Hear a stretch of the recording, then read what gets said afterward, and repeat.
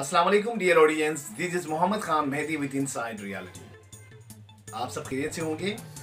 आज जो हमारा टॉपिक होगा वो वज़ीर आज़म प्राइम मिनिस्टर इमरान खान की जो रीसेंट CNN को जो उन्होंने इंटरव्यू दिया और इसमें उन्होंने वाशगाफ अंदाज में वेस्ट को पेक्यूलियरली अमेरिका को ये पैगाम दिया गया कि पाकिस्तान अपने पॉलिसी डिक्टेशन के अंदर नहीं करेंगे, रादर पाकिस्तान के एक अपना ट्रूली एक फॉरेन पॉलिसी है जिसके तहत वो इस स्टेट की जो डिप्लोमेसी है वो आगे बढ़ाना चाहते हैं।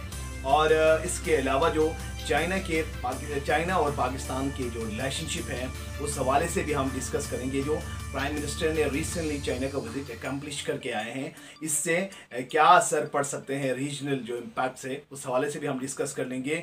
और सेकेंडली जो अफ़गान वॉर के हवाले से भी जो प्राइम मिनिस्टर ने काफ़ी अपने रिजर्वेशन का अदा किया, शो किया और अफ़गान जो अमेरिका की इन्वेजन के हवाले से उन्होंने बड़े विविध अंदाज में इस चीज़ को लेके बोला। और इंडियन ऑस्पेक्ट्स के हवाले से भी जिस तरह से प्राइम मिनिस्टर इमरान खान जब अपने जो सीट है उसको उसने एज्यूम किया, जब से इक़्तिदार में आए तब से उन्होंने किस तरह से उनको कायल करने की कोशिश की और इंडियन हेजमोनिक एटीट्यूड के हवाले से उन्होंने बात की। और चौथी जो बात है रशिया की जो रीसेंट विजिट है उस हवाले से भी उन्होंने बड़े अच्छे मौके अपनाए।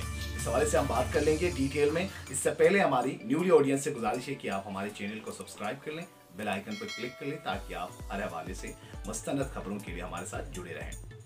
So let's move towards the topic. आज की जो हमारी मेन जो स्टोरी होगी, जो सेशन होगी, वो होगी प्राइम मिनिस्टर इमरान खान के हवाले से ये किस तरह से उन्होंने CNN को इंटरव्यू दिया। मैं इस बात को बड़े एक अप्रिशिएट करना चाहूँगा कि प्राइम मिनिस्टर जिस तरह से उन्होंने जो फॉरेन कंट्रीज़ में जाएं और यूनाइटेड नेशन के प्लेटफॉर्म से लेकर अब तक वो वाशिगाफ अंदाज में जो हेजमोनिक पावर्स हैं उनके ख़िलाफ़ बड़े एक अच्छे मौक़िफ़ का वो पेश कर रहे हैं। और उनका कहना था कि अमेरिका की जो हेजमोनिक पॉलिसी से उस वजह से किस तरह से मिडिल ईस्ट आगो खून में है। और पेक्यूलियरली उन्होंने अफ़गानिस्तान का जिक्र किया कि अमेरिका डिस्पाइट 2 डेकेड्स रहने के बावजूद वहाँ पर कोई साउंड स्टेबल ग्राउंड फराहम करने में नाकाम नज़र आए। और रिसेंटली और जब उनसे पूछा गया कि इंडियन ऑस्पेक्ट के हवाले से और इंडिया के हवाले से भी उनका यही मौक़िफ़ था कि इंडिया के जो जब प्राइम मिनिस्टर ने अपने ओहदे को एज्यूम किया तो उन्होंने सबसे पहले मोदी को हाथ बढ़ाया दोस्ती का कि कश्मीर का जो इशू है उसको सामने रखा और बताया गया कि इसको एक पीस निगोसिएशन डील के तहत इसको रिजॉल्व किया जाए ताकि खत्ते की जो हवा है, खत्ते में जो स्किर्मिशेस है, जो प्रॉब्लम्स है, उसको एक पुरसकून माहौल में हल किया जाए। मगर Modi was lured by his RSS ideology, the Hindu supremacist ideology, and he didn't listen it at all. And the whole world, the entire world saw the Pulwama attack. इसके बाद पाकिस्तान ने एक अच्छे अंदाज में रिस्पॉन्स दिया पुलवामा अटैक में और किस तरह से भारत के फ़ज़ाइया के परखचे उड़ा दिए। और यह प्राइम मिनिस्टर का कहना था कि हमारा मौक़िफ़ पहले दिन से ही काफ़ी ठोस रहा है।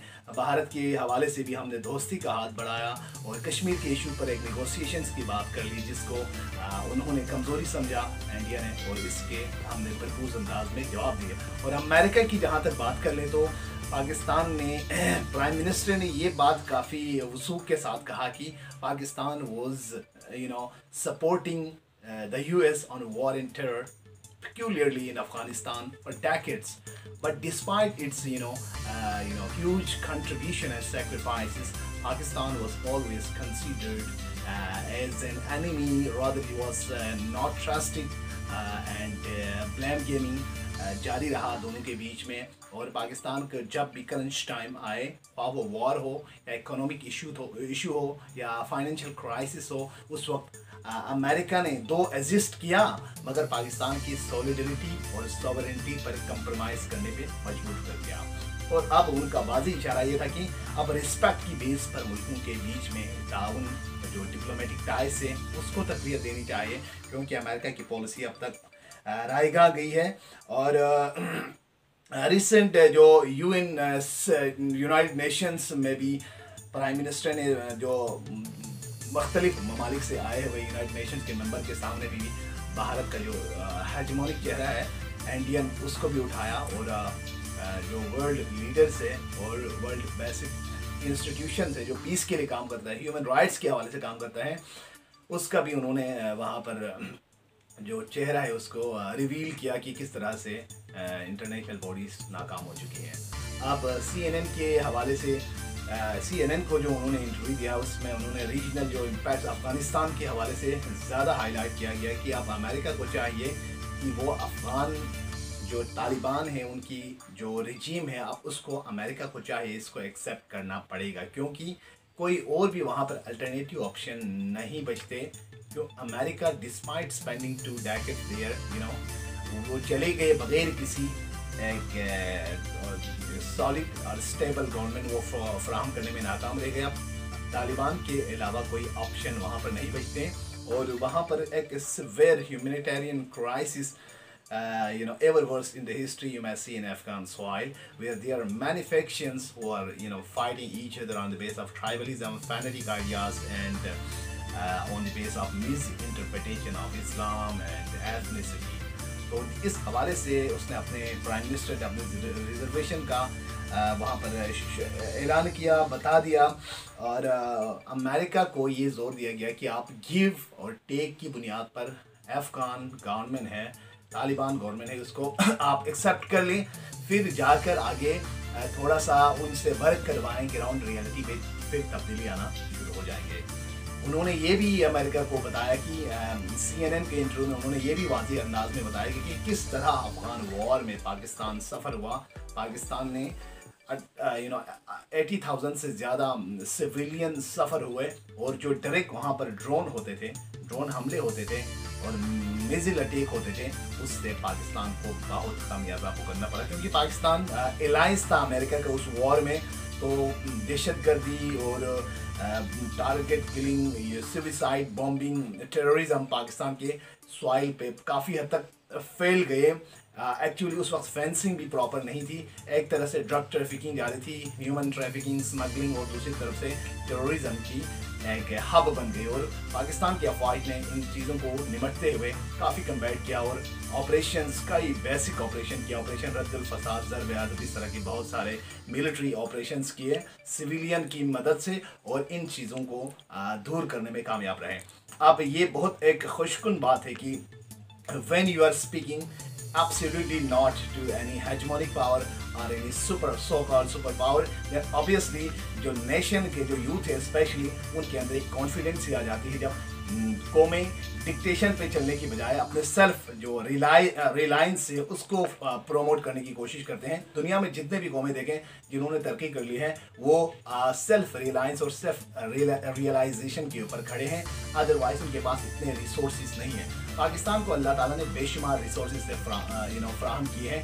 It has been blessed with utmost landscape, vivid landscape, natural resources and minerals, gems, mountainous ranges, lakes and historical sites and locations।